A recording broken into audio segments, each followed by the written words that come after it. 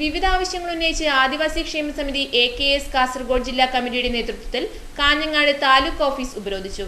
KSKTU ജില്ലാ secretary VK Rajan ഉദ്ഘാടനം ചെയ്തു.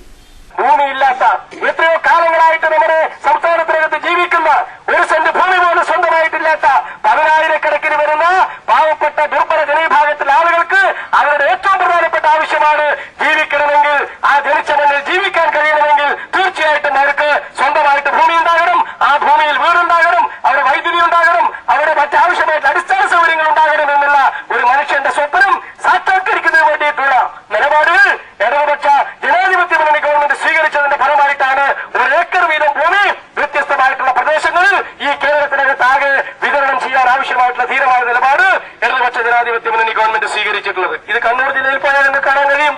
ആറളം പ്രദേശത്തിനകത്ത് പോയി കഴിഞ്ഞാൽ ആറളം എന്ന് പറയുന്ന ആ പ്രദേശം തന്നെ വനഭൂമിയായിട്ടുള്ള ഒരു പ്രദേശമായിരുന്നു. അത് ആകെ തന്നെ എത്രയോ വലിയ മാറ്റങ്ങളാണ് LDF-ന് 5 വർഷക്കാലത്തെ ഭരണത്തിന്റെ ഭാഗമായിട്ട് അവിടെ മാറ്റം വന്നിട്ടുള്ളത്.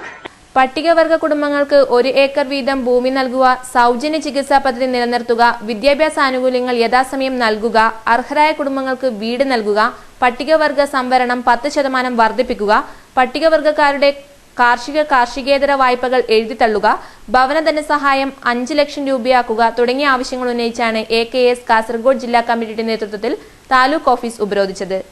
യൂണിയൻ ജില്ലാ സെക്രട്ടറി കൃഷ്ണൻ സ്വാഗതവും P. കുഞ്ഞിരാമൻ അധ്യക്ഷതയും വഹിച്ചു.